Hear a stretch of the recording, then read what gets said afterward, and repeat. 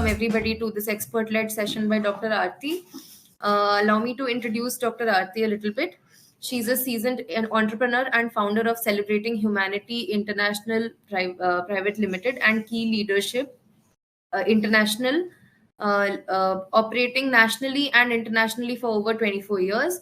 She's also an international keynote speaker, leadership coach, diversity and inclusion specialist, and has her own weekly live radio show in USA with IBGR Network. Her impact expands to top levels of government, board of directors, universities, schools, orphanages, youth and women empowerment programs. Some of her specialist programs, as well as her personal vision, are currently implemented in Lebanon, Ireland, UK, USA, Bangladesh, and Pakistan. As a philanthropist, her life's experiences have taught her to create a global movement of compassionate leaders of influence who will impact many others to live a life of intention. The value of compassion that she recently wrote is currently being used to launch Transformation Lebanon 2021. Thank you so much, Dr. Arti, to take time out and agree to sort of participate in the Changemaker 20 Summit. We are very excited to hear you, and this topic seems very different from all the kind of topics we've had till now. And I'm really excited to hear your views on this topic. Thank you so much. The floor is yours. Thank you. Prem namaste to everybody. I think it's an absolute pleasure to be on a platform like this. And yes, my topic is very different because I believe that to have stimulating conversations, we need to always look at a different angle or different perspective on anything that we want to challenge in this world. And, we started off with gender equality as one of the key topics. And normally that is a very misunderstood topic on its own. Even the wording, gender equality, people always talk about women first. And I understand that there's been a lot of issues. There's been a lot of, in history, women have not been given equal opportunity. And when you look at equity and equality, we're always looking at how can we put one gender over the other. And that's the imbalance. And when I look at statements like gender equality and women empowerment, my whole thing is how do we change and challenge the status quo? How do we adjust the dialogue to be more inclusive? When we talk about diversity, equity, and inclusion, we're talking about inclusivity of all genders, both genders, non-binary, whichever category people put themselves into. At the end of the day, we're just human. And if we could just get back to the point of we are human first, and then we have all of these other areas that we need to challenge, we start to see a very different way of looking at life. Then we are not in the position where we say, I am not successful because of it's a man or a woman. I am not good enough because of a man or a woman. Our self-worth, our belief, our confidence is now not related to another gender. We then take a look at where in our lives are we so triggered by somebody else, by people's words, by the hurt that was inflicted on us by various people, regardless of where they came from. You start to look at empowerment being a very different way of thinking into this whole concept of women empowerment. You see, my belief is that women empowerment deserves empowered men who join them on this journey together, and they have an intentional way of making sure that they both want to succeed in this life by sharing their experiences, their successes, their failures. They guide and support each other in a very different way. And so when you look at that whole conversational piece of empowerment, who are we empowering and how? Because if you look at the simplest way I could explain to it, you could have a child who's been abused in a family. They would be taken away by social workers and given access to psychologists, to therapists, to medication, to everything that needs to support them to heal them on the journey. The challenge, though, is that you send that same healed child back to the abusive situation. Now, if we're talking about women empowerment and gender equality in the business environment, also take into account the home environment, social environment, You're talking about the laws of a country, you're talking about culture, we're talking about tradition, we talk about religion. There are so many various aspects that we need to delve into when it comes to this conversation, because then we have a more holistic conversation around it. We're not limited to when we say woman empowerment and gender equality is for women only. No, it should be a combination of both. Because if you are going to empower women, there need to be empowered men supporting them through their journey to help them to succeed. They've got to stand with them, support them, walk alongside them every step of the way, and say, by the way, this obstacle that is coming, that you're going to come across, this is how I overcame it. And by that openness and that sharing, what we're doing is we're using compassion in that moment to understand that every single human being is walking this earth with a human experience that is specific to them only. But what we do as a collective is we get to that point where we then dumb down every conversation to generalizing. And I was listening to a lot of the conversations where I hear a lot of people say, I'm a feminist. Yes, we do need feminism. We do need masculinity at the same time. When you look at the Hindu deities, there isn't one without the other. There's always balance. And when you look at it from that point of view, the whole thing about balance is not one is more than the other, one is less than the other. They add to each other, they balance each other. And when you look at femininity and masculine energy, there's something so powerful about it. I mean, when you look behind me at the whole thing that an elephant represents, it is not just Ganesha and the removal of obstacles. It is more than that. In Africa, the elephant actually represents feminine energy. And when you look at that, if you're the type of person that likes to look at transcendental meditation and go deep into reflection, you'll understand that the elephant hosts one of the most powerful energies, and that is feminine energy. And when they look at it, they're looking at the strength, what it brings to in terms of matriarchal power that guides and builds an entire herd, that brings direction, that brings completeness, that brings completion. There is history behind every single thing that we interact with. And when you look at spirituality and you look at the brilliance of everything that we're interacting with right now, we're being taught to westernize everything that we see. We're being taught to dumb it down into scientific and it's fact, and this is how things have to be. No, it doesn't have to be that way. If you looked at the African and the Indian cultures, the community-based culture actually teaches you respect on a very different level. It is the depth of the humanness that comes through in terms of values and morals that the entire world can learn from. I don't understand why we follow blindly everybody else, because I question everything. And when you look at the whole concept of gender equality, where did it come from that men and women were then separated in terms of who is better and who is less? Because if you looked at the simplicity of the home environment, yes, traditionally, the men did go out and they were the people that earned and protected and added value to the home, but so do women. They add and protect and add value to the home in so many different ways that allows a man to feel supported in his environment and feel uplifted. So where did we disconnect in this conversation that we cannot see that women also deserve that on different levels? And we're having the wrong conversations, because what we're doing is we're fighting each other instead of seeking to understand each other and understand where it came from. We're dealing with symptoms rather than the causes of where it began and when did we as an entire country, as a culture, as a people start to adopt other people's issues and then made it our own. Because we're brought up here in South Africa. The Indian population in Durban is the highest population of Indians around the world outside of India is in South Africa, in Durban. And so when I look at the cultural nuances here, where there was also colonialism and there was British influence and there's African cultures, where we have combined the strengths of people is coming together with community-based cultures that overrides the Western cultures and business principles that is dominant in every company, in every country.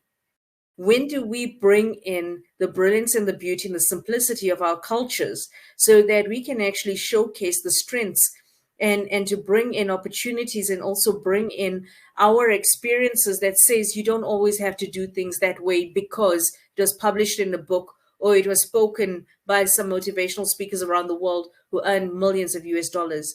We have allowed our egos to get taken in by the success of people based on the money that they make, the books that they have published, and how they speak into our lives. Why not sit long enough to listen to all of the grandparents who talk lovingly about history in a different way, the storytellers in our communities who keep culture alive, the morals and the values that are an intrinsic part of our cultures that people are too shy to talk about or to showcase, because we always believe that the Western culture is the culture, the thing that we all need to be emulating in a different way.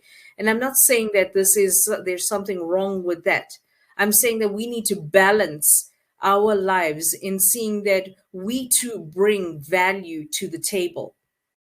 And so instead of following the narratives that are being taught to us by everybody else, why don't we actually create our own narrative and say, listen to us because we have a voice and we want to be heard. And we're coming from community-based culture, which means we override this over this individualistic need to be seen at an ego level. When do we understand that our countries, our cultures, and our traditions has brought a uniqueness from healing, from health to wellness to spirituality to a wholeness of the human being encompassed in at the level of the soul, the level of the heart, that we can impact people in such a beautiful way because of who we are, the way we dress, the way that we value ourselves. We can bring all of those principles into the business environment, and then we are never questioned about teamwork because it is a given. If you think about a wedding in India, to put a wedding together takes loads of people, not just one person.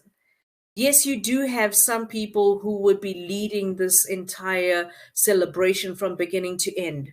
But you're going to have everybody's relatives. You're going to have outsiders. You're going to have neighbors. You're going to have people volunteering their time. You will have children who are part of the festivities. Every single person brings their unique skills to the table. Nobody ever stops long enough to ask, are you a man or a woman? Do I need your skills or not?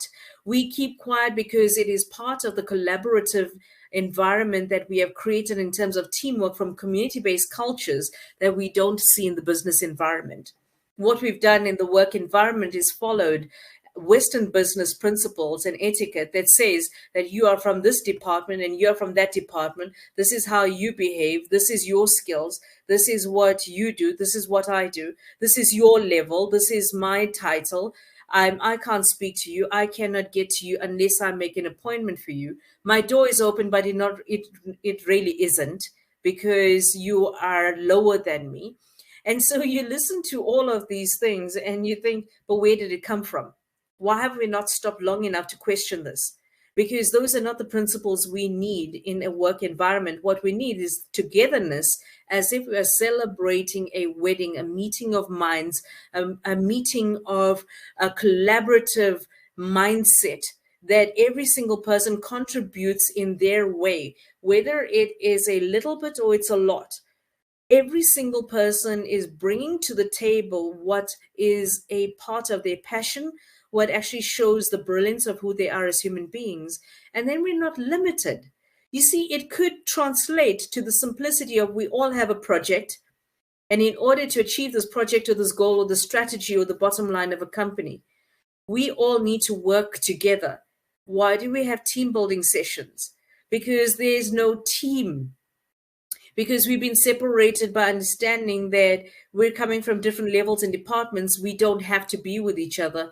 We then create our own silos. We then create our own, this is our own group. And then we start to create prejudice. We start to create biases. We start to judge people.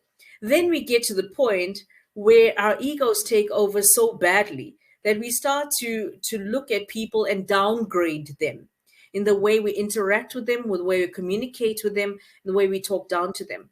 So when you're talking about women empowerment and equality, Where is the equality in your own mindset, where you believe that you're dealing with a human being and regardless, we need them and their expertise in our space so that we can become better, so that we can step up differently and we can become more powerful in the way that we interact with each other. And so when you look at the three E's I was talking about, I mean, I said that the focus of my talk today was to specifically give women the tools and the techniques so that they can have full control over their environment, their thoughts, their belief systems, their programming, and to understand where their thinking is coming from. But more than this, I want you to get to the point that you realize that men equally have to do the same thing. We need to grow together. We cannot grow separately and then say we've now become equal. No, you have not become equal. Feminine energy will never become equal to masculine energy anytime soon. You would need to embrace a lot of masculine energy to take it to a different level where you start to lose your feminine energy and you become so masculine that you come across as aggressive, not loving, not caring, not thoughtful, not coming from a place of compassion, not coming from a level of kindness where your intention is to help somebody to grow. You're coming from a masculine energy of I deserve, I want, and you are wrong.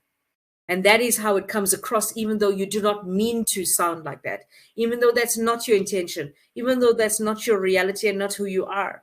Unfortunately, that's where it will come across strongly when we don't understand how to balance and to reach out and say, I need your guidance and your support. How can you help me?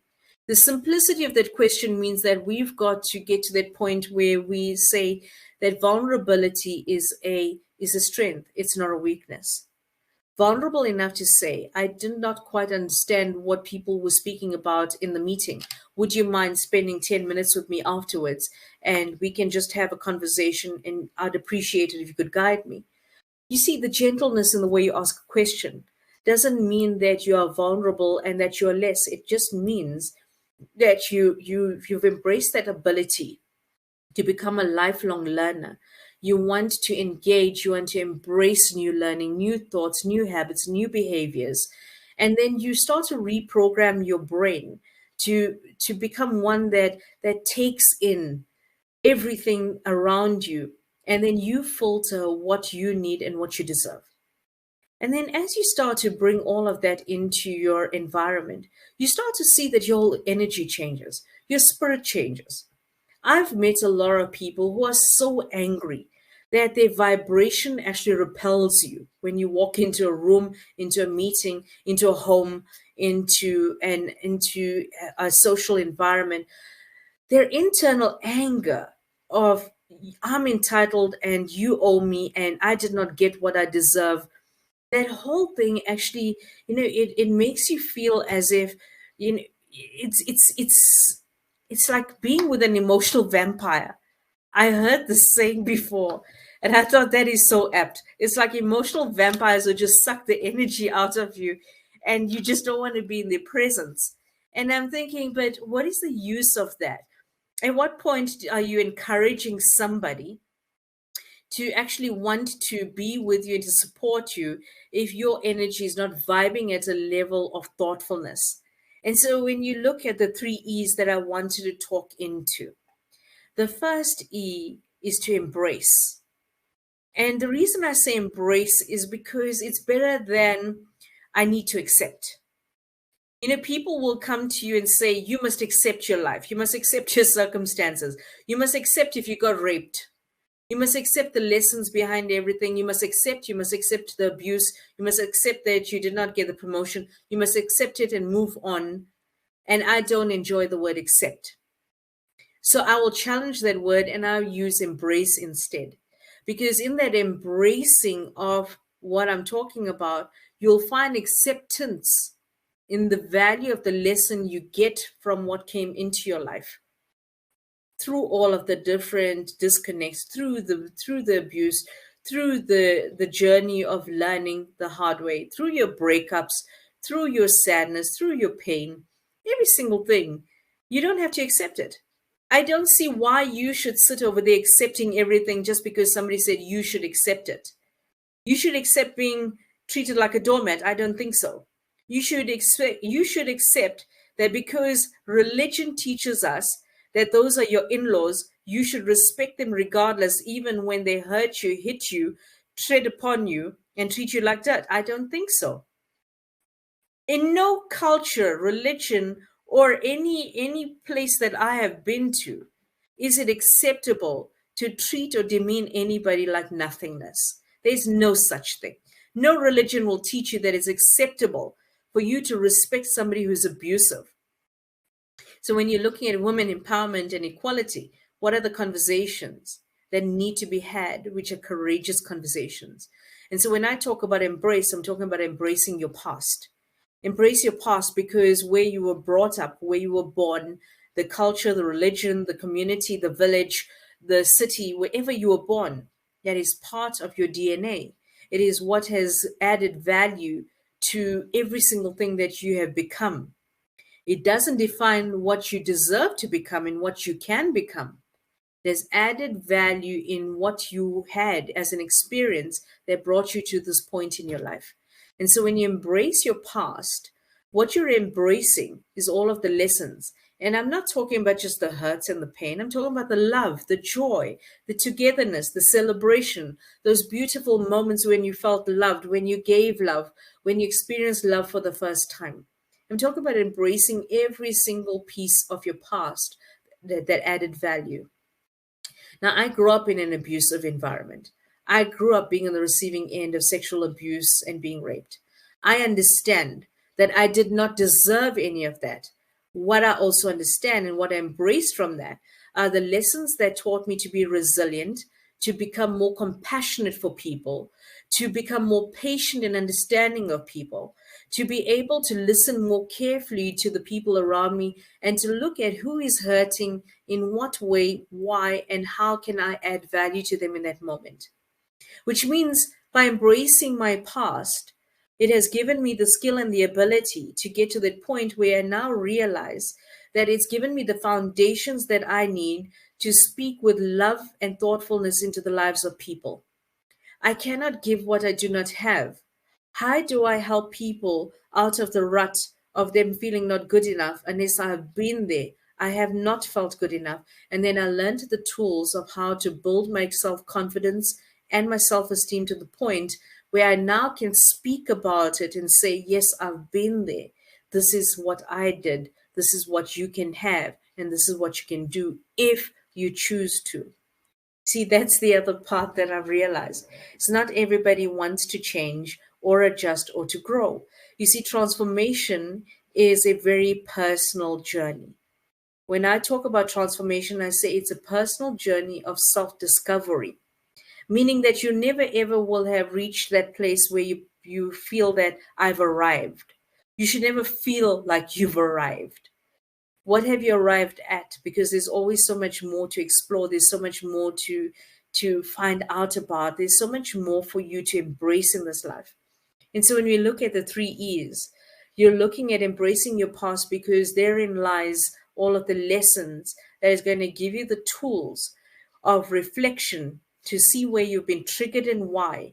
What have been the causes of things in your life that is creating the symptoms that you reflect in your behavior and your habits right now? If you're the type of person that reacts very easily, look at where it began in your life, reflect on it, and then understand that by looking into those areas, you are now going to take charge of what comes out of the rest of your life, which then leads me to the second part of the E, which is evaluate your present. The reason I say evaluate your present is because we get so caught up in our past and in our anger and our frustration and our sadness. We get so passed up on that beautiful relationship we don't have anymore, or that environment where people respected us, and we're now in a business environment where people don't see our worth. We get so caught up with that our brain is disconnected from seeing right now. Evaluate your present.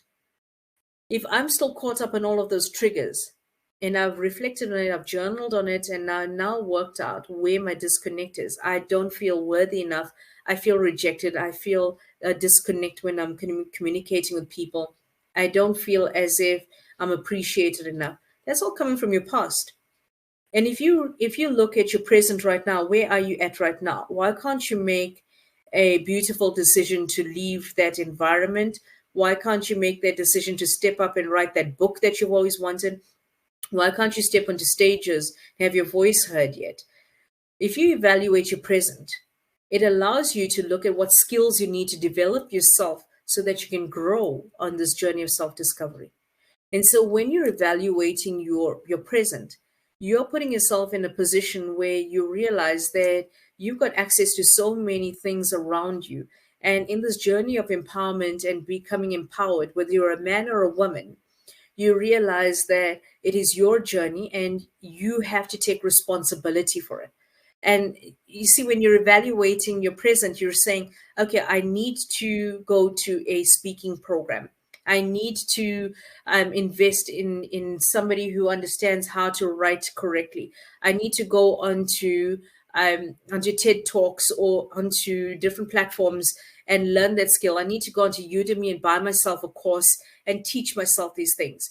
I need to go on to seminars, webinars, and conferences like this that gives me access to thought leaders from around the world. I need to engage with people differently. I need to network differently. I need to look at my current present situation and see, who am I surrounded with, and not just the five top people, but who are you surrounded with in terms of your tribe? Who are the people that you interact with on a daily basis, who are colleagues, who are people that you've trusted and entrusted your life to, but they don't add value to you? And when you look at that, you then separate it to who does add value to me. Remember, it's always balance. So who does add value to me? And then you spend more time with them, less time with the other people, and you replace them with more people of value in your life. You never get rid of people. Here's the thing. In this life, you don't ever give up on people, get rid of them. They will slowly leave your life because your energy will be resonating so deeply and so highly at such a different level that they cannot be in your space anymore. And they will take themselves out of your life. And that'll be a gentle process, which means you don't have to walk through this life feeling guilty, because that's another thing that we as women will normally put on ourselves. And men do this as well. They feel guilty for not being able to provide. They feel guilty for not showing love in the way a woman wants to be shown love. They feel guilty for not being the best person. They feel guilty for not being romantic enough. They feel guilty because they did not listen to what you said and now you are angry with them. They're also on their own journey of guilt continuously. But as women, we're so vocal about it. We only talk about ourselves and how we're feeling in our emotional state. And then we're so powerful in the way we speak about it because our emotions overwhelm us to the point where we will speak up. The problem is that men don't have that luxury. And so what they do is they internalize it and they slowly diminish their own spirit. And if we are becoming empowered women, are we not walking on this journey alongside men who are our husbands, our brothers, our boyfriends, our grandfathers, our uncles, our fathers, and our sons? Aren't they part of our journey?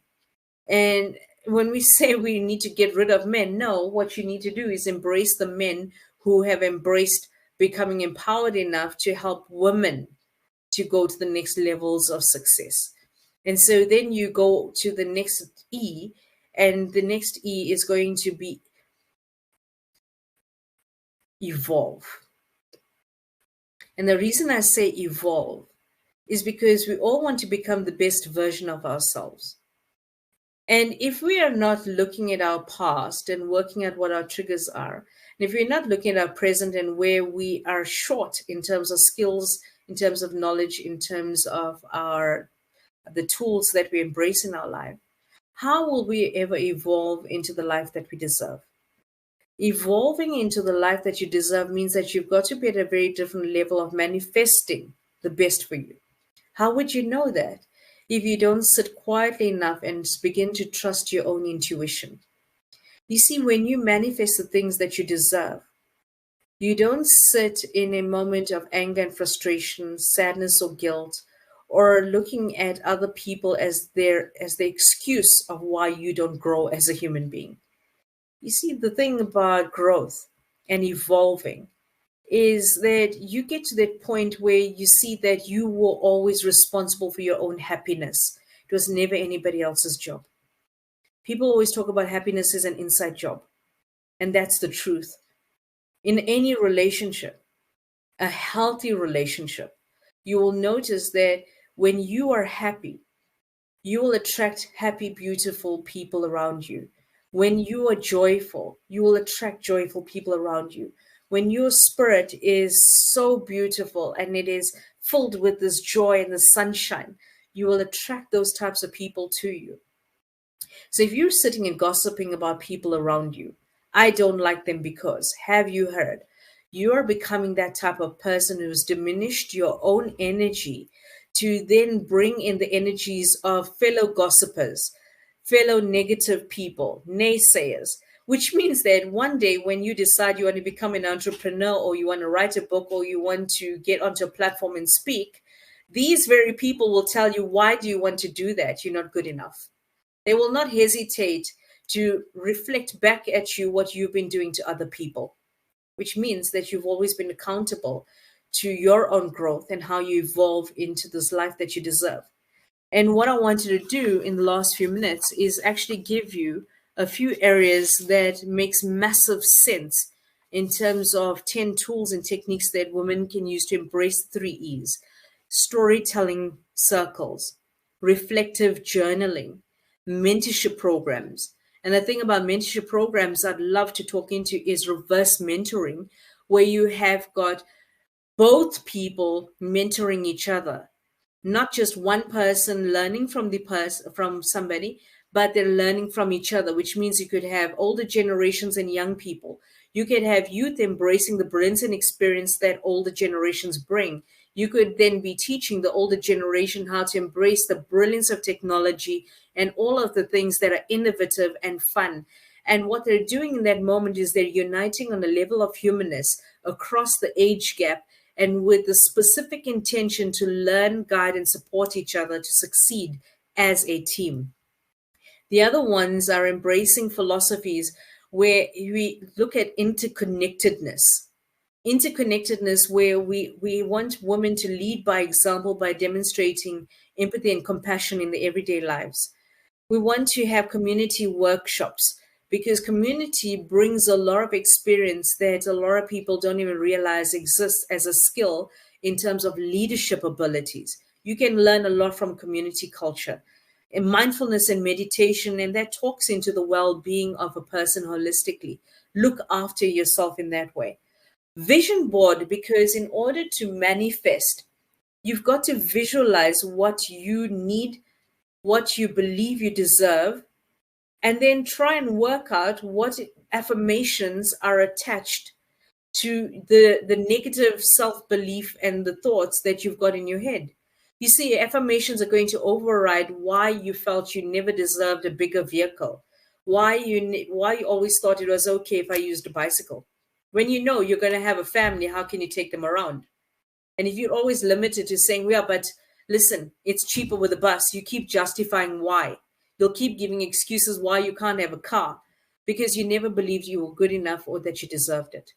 Then how will you ever achieve the amount of money or the salary you deserve if you are quite complacent and happy with where you're at? You're never stepping up long enough to embrace money as a tool that gives you access to more choices, to where you go, the people you interact with, and what you can buy in terms of your own self-development. And strengths-based relationships. It makes in terms of leadership. Look at how you can lead through your own strength, and then cultural celebrations. And somebody asked me, what does cultural celebrations have to do with anything? In the way that I said, the analogy of a wedding compared to a business environment. If you took all of the nuances of leadership and management and the different departments, and somebody's cooking and somebody's doing decor and somebody's doing the invitations and somebody's picking up stuff, somebody's doing the jewelry, somebody's doing the clothes, every single thing comes together in one united way. They know the deadline, they know what has to happen, and everybody's pushing. Nobody's asking for accolades, nobody's asking for appreciation, but they know that they are appreciated. You see our celebrations as people, whether it is India or South Africa, the whole thing is celebrate everything that makes you human and makes you powerful. Now, where does this leave us when it comes to SDG goals? Embrace your past struggles by encouraging women to reflect on their challenges, evaluate current equalities, analyze the present state of gender disparities within communities and organizations, and then evolve advocacy efforts where you empower women to use their past experiences and present insights to drive advocacy for gender equality. So I wrote down quite a few things that would actually make sense in the last few minutes for you. When it comes to poverty as an SDG goal, embrace financial histories. Women can acknowledge their past financial struggles and triumphs and enable them to get better to better manage their resources to help people. Evaluate your economic opportunities. Assess the current economic landscape for women, identifying rooms or areas for improvement. And then evolve entrepreneurial skills, because through self-development, women can acquire new skills such as entrepreneurship to create income generating opportunities for themselves and the communities. Now, I looked at what would actually make sense for India as a country and things that we are using for ourselves in South Africa that make sense. So when it comes to also quality education, embracing learning journeys where women can recognize their educational paths by sharing stories of their perseverance to inspire others. This creates a supportive environment for education. Evaluate educational gaps. Assess the current state of women's education, identifying barriers and limitations. This evaluation can inform policies and initiatives to improve access to quality education. And then evolve membership and scholarships. Women who have benefited from education can mentor and support other women by creating a cycle of empowerment and knowledge sharing. Now, I just took 3 of the SDGs that are specific to where women can powerfully impact and influence change. Then there's good health and well-being as one of the finales that I thought would be brilliant to bring in. Embrace health histories.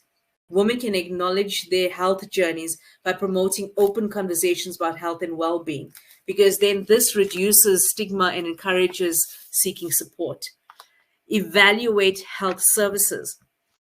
Assess the accessibility and quality of healthcare services for women, because this evaluation can lead to improvements in healthcare infrastructures and policies. And then evolve health advocacy. Empower women to advocate for better health services and policies based on their experiences and insights, because their evolved perspectives can drive positive change. And so when I'm closing this entire thing of talking about the 3 E's and the impact of how you can become a compassionate leader of influence, you will understand that by applying these 3 E's and compassionate leadership's principles, women can embrace their pasts, evaluate their present circumstances, and evolve into empowered advocates for change. This approach creates a ripple effect that positively impacts the SDGs related to women's empowerment, fostering a more inclusive and equitable world. I know that I have got just a few minutes left, and with that, I want to share a video that is going to be my gift to all of you, which is the value of compassion. The that Value I of wrote. Compassion, written by Dr. Arthie Roberts. At the level of respect, all people are equal. Compassion is the key ingredient needed to help others grow. It is an intrinsic part of our ability to truly connect at a deep level with every person we interact with. A compassionate person comprehends, connects, understands, and accepts people for who they are and where they are at in their journey. They then entice them to grow to the next levels of excellence in their personal and business lives. They do this by adding value in every way to guide, support, and share expertise and experiences to help that person in a meaningful way. As a compassionate person, you choose to see the good in everyone. By practicing compassion, you're able to use your intuition to support others in achieving their goals, dreams, and purpose in life. Compassionate people live a life of intention. They intentionally seek to use integrity in every aspect of their own lives in order to stay true and respectful to themselves first. This allows them to inspire and impact others by standing up for their values, principles, and beliefs. Caring for people without judgment is sometimes a difficult thing to do. When we look at the way we are wired as human beings, we have been ingrained and indoctrinated in many ways, from prejudices, wants, needs, expectations, pain, hurts, traumas, self-pity, lust, anger, and sadness, to joy, love, and a whole plethora of emotions, beliefs, and programs that subconsciously guide our conscious behaviors. Showing self-compassion as a person does not mean that you have to accept the way people treat you. It merely means that you do not allow their actions to define how you behave towards them in response. Acceptance is something that every person craves. By showing compassion and caring, we are able to help many to heal from their invisible wounds and grow into the life they truly deserve. And the reality is that they deserve the best. How it benefits you? If you practice compassion, you'll experience these benefits. You will build powerful, lifelong relationships with your spouse, partner, families, and colleagues as they experience the generosity of your compassion and thoughtfulness. 2, they will trust, respect, and honor your word, knowing that you always have their best intentions in mind. 3, they will listen carefully to your ideas and wisdom on many subjects, whilst feeling free to comment and guide you too with their own insights and suggestions. 4, people will be attracted to the reality and energy of who you are and will welcome you into their personal and business lives easily. 5, being a compassionate person of influence will allow you to impact many lives by speaking your truth, encouraging and inspiring others. Let's explore the character traits of a compassionate person of influence. A compassionate person does not react to the negative ways in which people treat them. They choose to see the lesson and embrace the moment without reacting. They think carefully about why the person behaved in a certain way, and then they choose to respond in a positive way. Compassionate people influence others through their thoughtful words and acts of kindness. They're also very generous with their time. They uplift, guide, and support those around them to achieve the best in every aspect of their lives. Being compassionate allows them to connect easily and respectfully with any person, regardless of their age, gender, culture, religion, language, or ethnicity. They do not judge people. They accept that each individual adds value to them and welcomes their insights. Accepting the challenge to step up. Number 1, make time for others. Time is a valuable commodity, and it means a lot to someone when you say that you will make time for them. This makes them feel seen and valued as a person. 2, connect on a daily basis with people by taking the time to greet them in their own language and even adjusting your body language to suit their culture. This makes people immediately feel included, as this is very thoughtful and shows respect. 3, choose to guide and support others by making yourself approachable. A compassionate person of influence always makes people feel comfortable enough to approach them. This creates a safe environment for people to ask for help or guidance without feeling shy or vulnerable. 4, be authentic. Let people see that emotions are a very real part of being human. It is okay to sometimes feel angry, sad, disillusioned, or despondent. But by embracing compassionate life and lifestyle, you set the standard for others to see you as a role model who always rises above the negative comments. 5, let integrity and honesty flow through your words, actions, behavior, and deeds in your daily life. Intentionally choose thoughtful words and actions to show people that you truly care about them. Thank you.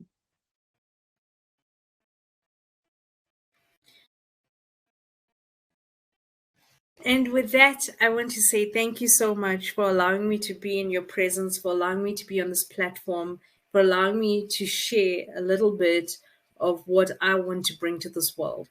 And that is just love, compassion, and to make every person feel loved, honored, and valued as a human being.